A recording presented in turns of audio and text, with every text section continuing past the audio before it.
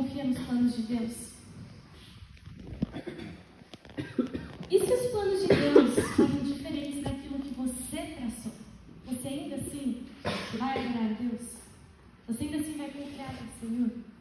Isso é uma pergunta intrigante, porque é muito fácil a gente falar que confia em Deus quando está tudo bem.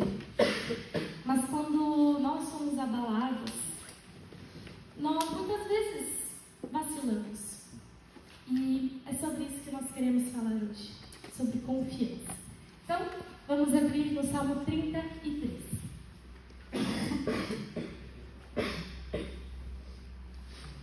Salmo 33.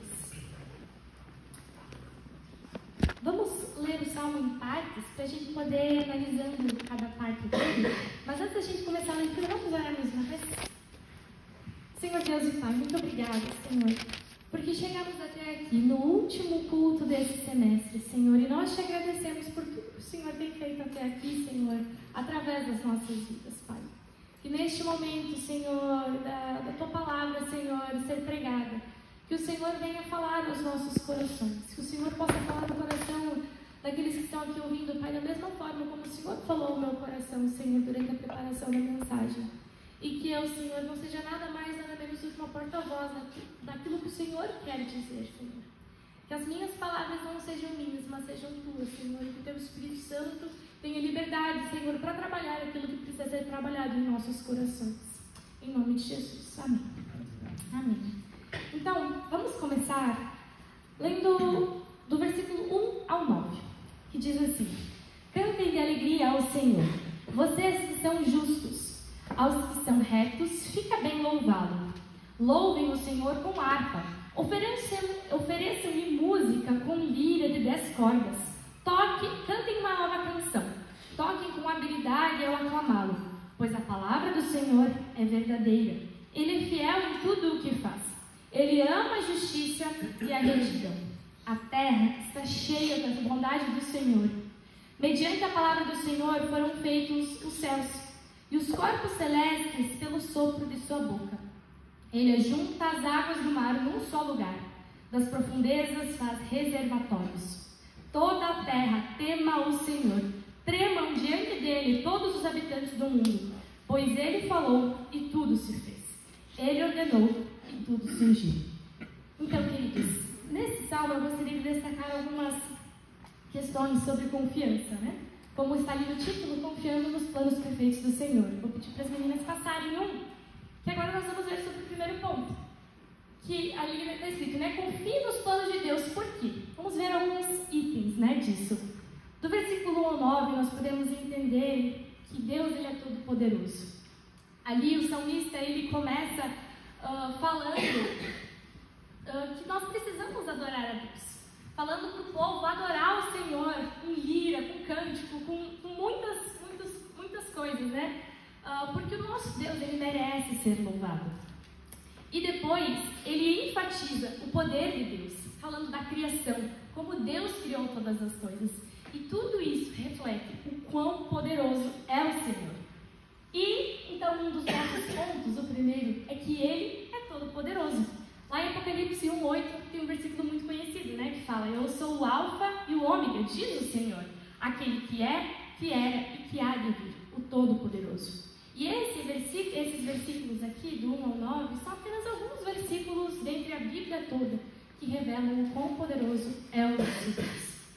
Então esse é o nosso ponto 1. Confie nos planos de Deus, porque Ele é todo-poderoso. Ele pode todas as coisas. E aí do versículo 10 ao 12, diz assim, acompanhe na sua Bíblia: O Senhor desfaz os planos das nações, mas frustra os propósitos dos povos. Mas os planos do Senhor permanecem para sempre, os propósitos do seu coração por todas as gerações. Como é feliz a nação que tem o Senhor como Deus, o povo que Ele escolheu para lhe pertencer. Dito isso, então, a gente já entendeu que o nosso Deus é todo-poderoso. E o segundo ponto, então, pode passar? É que Ele tem planos perfeitos. E graças a Deus que esses planos perfeitos são planos bons, não é mesmo?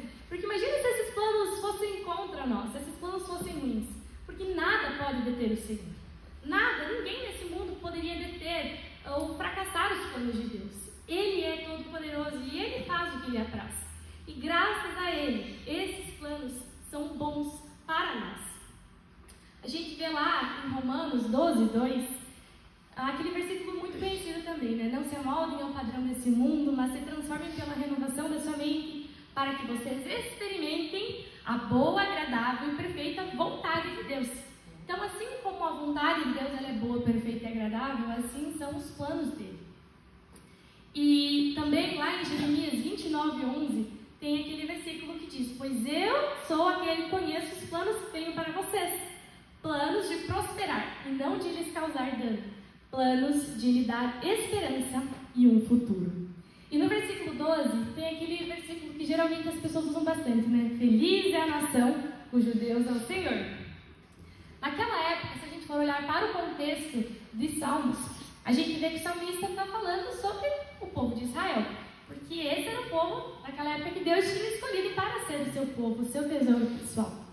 Mas a partir da nova aliança, a partir da vinda de Cristo, da sua morte, da sua ressurreição, é dado início um novo povo.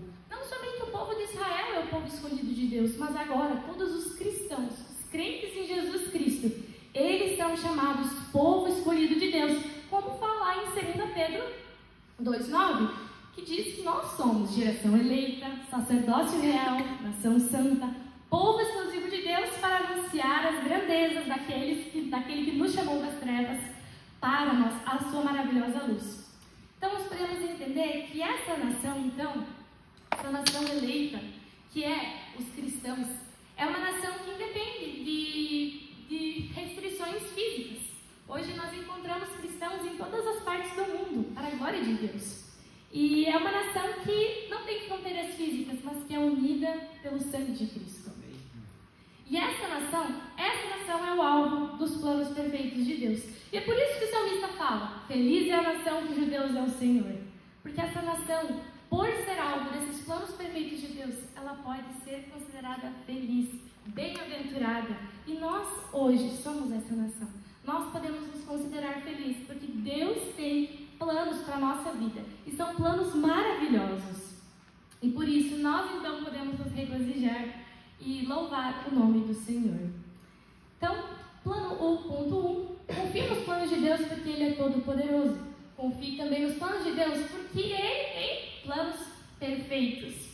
E o terceiro ponto que eu queria compartilhar com vocês, vai do versículo 13 ao 15. Vamos ler juntos? Diz assim: dos céus olha o Senhor e vê toda a humanidade. Do seu trono, Ele observa todos os habitantes da terra. Ele, que forma o coração de todos, que conhece tudo o que fazem. Nenhum rei... até aí, até o 15. Ele que forma o coração de todos e conhece tudo o que fazem. Do versículo, então, 13 ao 15, nós vemos um pouco mais sobre essa soberania total de Deus. E aqui nós vemos que Deus, Ele nos observa e Ele nos conhece. Isso mostra que Deus, Ele não apenas nos criou, mas Ele se preocupa conosco. A gente estudando um pouco de filosofia, um pouco de teologia sistemática, a gente vê, né, algumas coisas, e dentre elas tem uma corrente filosófica chamada deísmo, né, pastor Cláudio? E o deísmo aponta que, de fato, existe um ser superior que criou todas as coisas, mas eles acreditam que, apesar de ter esse Deus que criou todas as coisas, após a criação, Ele se ausentou de tudo. E Ele não é um Deus relacional. Ele só é aquele que criou e agora Ele se ausentou. Ele não se permite ser encontrado e nem se relacionar com a sua criação. Só que se nós olharmos para a palavra de Deus, durante toda a Bíblia, nós vemos um Deus relacional com o ser humano, um Deus relacional com a sua criação. E principalmente através da figura de Cristo, que é o próprio Deus encarnado, aquele que saiu do céu, se vestiu da sua glória e veio para a terra para se permitir relacionar, e se permitir não só relacionar, mas salvar. Então, também no conhecido Salmo 139, né, a gente lê muito esse Salmo, fala lá que Deus, Ele sabe quando nós nos deitamos, quando nós nos levantamos, Ele sabe tudo que nós fazemos. Se nós subimos ao alto dos céus, ou ao mais profundo do abismo, lá Deus está. E mesmo que a nossa palavra ainda não tenha chegado à nossa língua, Ele já sabe o que nós vamos dizer. E tudo isso é tão maravilhoso, é tão lindo, porque Deus, Ele, mesmo sendo todo-poderoso, mesmo sendo o Criador de todas as coisas, Ele escolheu se relacionar com a gente. Ele nos conhece, Ele nos chama pelo nome. E isso é uma das coisas pelas quais nós podemos confiar nele. Ele nos conhece melhor do que qualquer pessoa. Ele nos conhece até melhor do que nós mesmos. E por isso nós podemos confiar nele de olhos fechados, de todo o nosso coração. Então, confie nos planos de Deus, porque Ele nos conhece e sabe o melhor para nós. Por Ele nos conhecer de forma tão perfeita, Ele sabe o que é melhor para nós. Muitas vezes a gente traça planos, mas a gente não sabe o que vai ser melhor para nós daqui 5, 10 anos. Mas Deus sabe. E Ele já está tudo encaminhado. Então, o que nós temos que fazer é confiar e nos entregar aos planos do Senhor. Continuando a nossa exposição, nós podemos ver a partir do versículo 16 ao 19, ponto 4, que diz, pode passar, que nós não somos autossuficientes. Vamos ler juntos? Nenhum rei se salva pelo tamanho do seu exército, nenhum guerreiro escapa por sua força. O cavalo é vã esperança de vitória, apesar da sua força, é incapaz de se salvar. Mas o Senhor protege aqueles que o temem, aqueles que firmam a esperança no seu amor, para livrá-los da morte e garantir-lhes a vida, mesmo em tempos de fome. Então, sabendo tudo aqueles pontos anteriores, né? Que Ele é todo-poderoso, que Ele tem planos perfeitos, que Ele nos conhece e sabe o que é o melhor para nós. Muitas vezes a gente aprendeu isso desde que a gente é criança. Mas chega uma parte da nossa vida que nós acreditamos que nós sabemos o que é melhor para nós mesmos. A gente pensa assim, não, eu vou dar um jeito, eu sei me virar, eu sou boa o suficiente, eu sou inteligente o suficiente, eu sou forte o suficiente. Mas na verdade, não é isso. Às vezes nós tentamos até o último minuto lidar com as coisas que aparecem na nossa frente antes de ir para o Senhor. E a gente não vai conseguir realmente fazer isso, porque nós não somos capazes. Muitas vezes a gente tenta com todas as nossas forças. A gente busca outros recursos, a gente busca pessoas, a gente busca médicos, enfim, o que for. Mas a gente não busca o Senhor. E isso, por mais que eu não fale, eu sou autossuficiente. Quando a gente age dessa forma, é isso que a gente quer falar. Que a gente é autossuficiente, que a gente não precisa do Senhor. Mas na verdade não é assim que nós devemos lidar. O salmista, ele deixa claro, nos versículos 16 e 17, que o rei, ele não se salva pelo tamanho do seu exército. Aqui nesses versículos ele traz figuras que são comuns daquela época. Ele traz o rei, ele traz o guerreiro, ele traz o cavalo. Todas essas figuras são figuras importantes para o mundo da época. Potências. As pessoas provavelmente falariam assim, olha, se alguém pode se salvar aqui, é o rei, né? É o rei, porque o rei é muito bom. Não, o guerreiro também, muito bom. E entre os animais, assim, eu acho que o cavalo, já que ele está na guerra, ele é um dos melhores animais, né?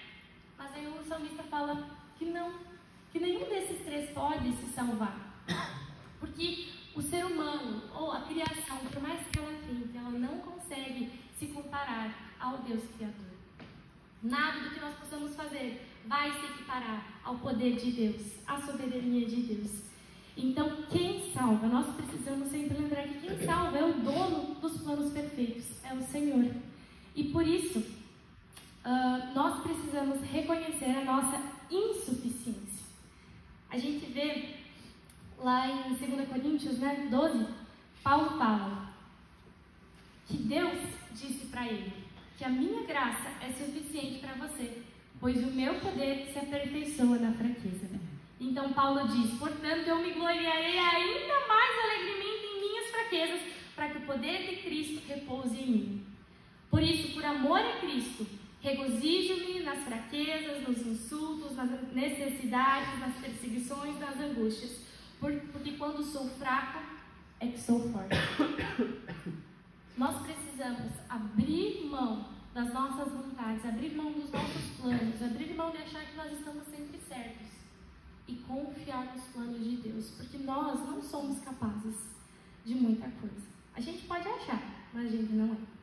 Então, confie nos planos de Deus, porque nós não somos autossuficientes, nós somos dependentes. Isso sim. Provérbios 16:1 fala que ao homem pertencem os planos do coração, mas do Senhor vem a resposta da língua. Então, abra mão do seu orgulho. Abra mão. Muitas vezes a gente não gosta, né? A gente gosta de estar sempre certo. Eu já conheci muitas pessoas que preferiam morrer do que falar que estão erradas, né? Acho que muitos conhecem também. Mas nós precisamos abrir mão do nosso orgulho e falar: eu não consigo, mas o Senhor consegue. Por isso eu quero confiar toda a minha vida no Senhor, porque Ele pode todas as coisas. Ele é todo poderoso, eu não. No quinto ponto que eu quero trazer com vocês também, a partir do versículo 20 e 21, diz assim: nossa esperança está no Senhor. Ele é o nosso auxílio e a nossa proteção. Nele se alegra o nosso coração, pois confiamos no seu santo nome. Nesse momento, o salmista está exortando os leitores a plena confiança em Deus. A gente talvez, né, ou aqueles que estavam escutando, porque naquela época isso era muito passado pela tradição oral, né? Eles repetiam. Mas quem fosse ouvir, quem fosse ler, esse era o objetivo do salmista, para que aquela pessoa que tivesse contato com essa palavra fosse exortada a plena confiança em Deus. Mesmo em meio às dificuldades da vida, quando a nossa esperança está no Senhor, o nosso coração pode se alegrar, porque confiamos nele. Ali nesse versículo ele fala, né, no início do versículo 21, nele se alegra o nosso coração, pois confiamos no seu santo nome. A gente não sabe nesse texto aqui se é Davi que escreveu ou quem escreveu, não fala exatamente, né? Mas a gente pode imaginar que essa pessoa talvez estava num contexto difícil, um contexto de muitas guerras, que era o contexto da época. E mesmo em meio a esses contextos difíceis que aquelas pessoas viviam, eles encontravam motivos para se alegrar. Não porque talvez eles fossem vitoriosos, mas porque o coração deles estava no Senhor.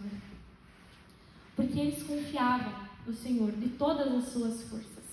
E quando nós nos entregamos ao Senhor e aos seus planos, nós podemos desfrutar de uma paz inigualável que somente Ele pode dar. Lá em Filipenses 4, 6 e 7 diz, né? Não andeis ansiosos por coisa alguma, mas antes, através de orações e súplicas, apresentem os seus pedidos a Deus, e a paz de Deus, que excede todo entendimento, guardará o coração e mente de vocês em Cristo Jesus. Nós precisamos confiar nos planos de Deus, porque no caminho dele há alegria e paz, mesmo em meio às adversidades. Muitas vezes a gente encontra pessoas durante a nossa caminhada que estão passando por períodos difíceis da vida, mas elas estão sorrindo. E muitas vezes a gente não entende, a gente pensa assim, por que essa pessoa está sorrindo? Olha tudo que ela está passando, a vida dela está horrível. Mas ela não está sorrindo para tentar disfarçar algo que ela está escondendo no coração. Mas ela está sorrindo porque ela tem a paz de Deus, que excede todo o entendimento. Ela tem a alegria de confiar no Senhor. E, finalmente, no versículo 22, está uma frase maravilhosa que se tornou um dos meus versículos preferidos. Pode passar? Esteja sobre nós o teu amor, Senhor, como está em ti a nossa esperança. Esse versículo é um dos meus preferidos.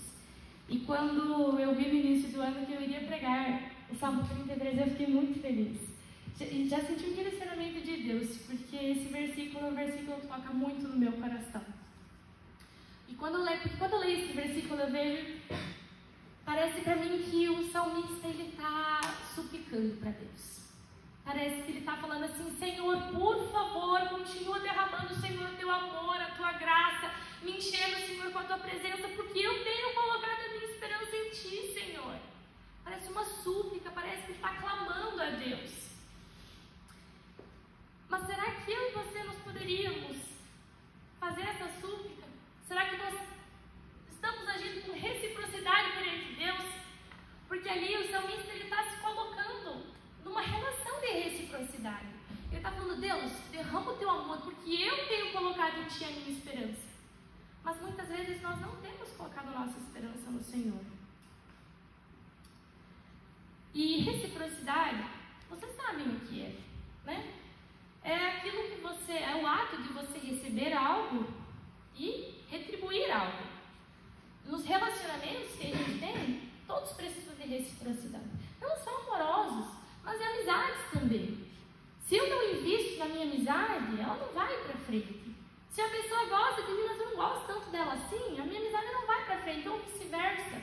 Ou até as pessoas se gostam, mas elas não investem na amizade, a amizade não vai prosperar. E reciprocidade existe nos nossos relacionamentos e no nosso relacionamento com Deus também.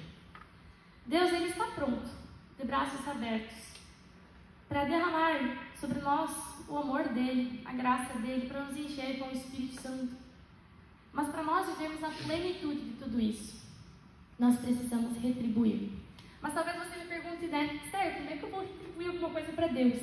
Deus já é poderoso, Ele já tem tudo, nada que eu possa dar. Vai ter aquela música, né? Nada do que eu possa dar vai ser bom demais para ti, Deus. Mas Deus, a única coisa que Ele quer é o nosso coração. Ele quer a nossa alma. Ele quer que nós vivamos inteiramente para Ele. Então, quando nós colocamos a nossa esperança, a nossa confiança no Senhor, nós entregamos o nosso coração para o Senhor. É meio que nós falarmos assim: Senhor, eu confio em Ti e nos Teus planos, Senhor, e o meu coração é Teu, a minha vida é Tua, para o Senhor fazer o que o Senhor quiser. E é isso que Deus quer de nós. E é isso que significa um sacrifício vivo. Muitas vezes, a gente lê aquele versículo, né, que eu li antes, que está lá em Romanos 12:2, que diz, né, não se amoldem ao padrão desse mundo, mas transformem-se pela renovação da sua mente. Em outro versículo, eu acho que vai falar, né, sobre a questão de ser um sacrifício vivo. E eu ficava pensando, o que é um sacrifício vivo, né? Na minha cabeça isso era tão difícil de interpretar. O que será que é um sacrifício vivo? Eu não consegui entender essa questão, parecia muito complexo para mim. Mas quando eu li e comecei a entender esse texto de Salmos, eu entendi o que era um sacrifício vivo. É nos entregarmos ao Senhor, coração e alma, com tudo que nós temos. Viver para o Senhor completamente. Isso não significa viver no ministério integralmente, mas é viver com as nossas vidas, sendo testemunhas de Cristo onde nós formos. E não é fácil ser um sacrifício vivo. Muitas vezes a gente não vai querer, a gente quer ter o controle da nossa vida, porque nós somos carnais, nós somos humanos. Tem até aquela pantomima, aquele teatro que eu gosto muito, que é o Teatro do Banquinho. Não sei quantos já conhecem esse teatro, né? Que uma pessoa entra com o banquinho, coloca no meio e fica sentada no banquinho. De repente entra Jesus. E aí a pessoa começa a conversar com Jesus, começa a levantar do banquinho, e aí Jesus começa a explicar: não, porque esse banquinho é a vida da pessoa, né? Você precisa me entregar o banquinho, querida, porque eu tenho o melhor para você. E ela: tá bom, então eu vou te entregar. Jesus pega o banquinho. Mas aí chega as amizades, e aí ela: não, eu vou com vocês, deixa eu pegar aqui. E ela toma o banquinho de Jesus. E depois ela devolve, depois ela toma de novo, e ela devolve, ela toma de novo, até que chega um ponto que Jesus fala assim: chega. Se você quer realmente me entregar o controle da sua vida, então você me entregue de uma vez por todas. Não viva de forma dupla. Não viva na duplicidade. Entregue uma vez por todas. Seja o sacrifício vivo. E é isso que Deus quer de nós. Ele quer todo o nosso coração. Ele quer controle da nossa vida. E não deveria ser difícil, né? Entregar as nossas vidas para aquele que sabe todas as coisas. Que Deus tenha misericórdia de nós. Porque mesmo nós tendo a consciência de que Ele é bom, que Ele é todo poderoso, mesmo assim às vezes nós lutamos contra isso. Que Deus tenha misericórdia de nós. E Deus tem misericórdia de nós também quando nós duvidamos dos planos dele, né? Porque muitas vezes nós traçamos algo na nossa vida e aí Deus, ele dá uns 180 na nossa vida, vira a gente de ponta cabeça e a gente fica tipo assim: quê? Como assim? Não, isso deu tudo errado. Mas é os planos de Deus para nós. E nós precisamos apenas confiar.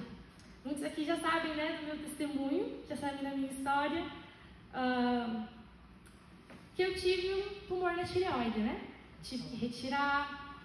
Foi um momento que eu me senti bem abalada no início. Quando eu descobri, eu fiquei em choque, assim, porque eu não esperava. Né? Os médicos não falavam que eu teria um câncer na tireoide. Até a minha médica falou assim, viu, vou te mandar fazer um exame, mas eu acho que não é nada. E eu, ok, tudo certo. Não estava esperando vir um resultado ruim. Mas quando veio o resultado, meu chão caiu.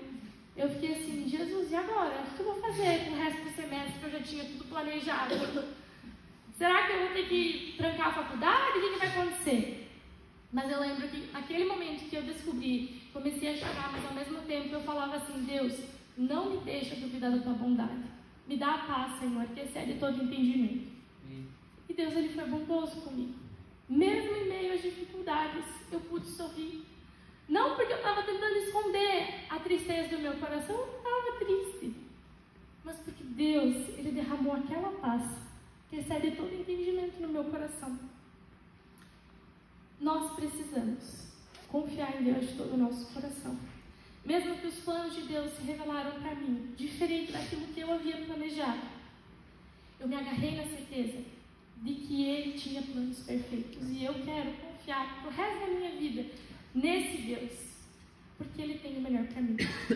Que você também, mesmo em meio às dificuldades, você possa escolher confiar no Senhor e colocar nele toda a sua esperança, porque vale a pena, porque Ele é bom. Amém? Vamos orar? Pode seguir.